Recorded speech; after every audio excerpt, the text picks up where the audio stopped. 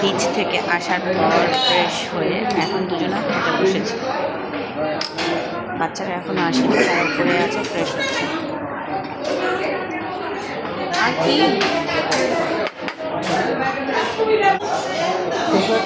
এত ভাত, আমি এত ভাত খাই? তুমি তোমার প্লেটটা আমাকে দিয়েছো, আমার প্লেট তুমি দিয়েছো, প্লেট চেঞ্জ করো।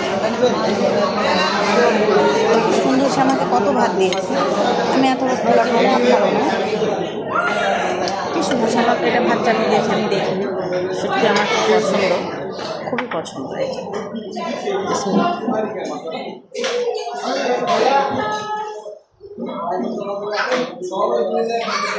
একটু লবণ দিতে হবে।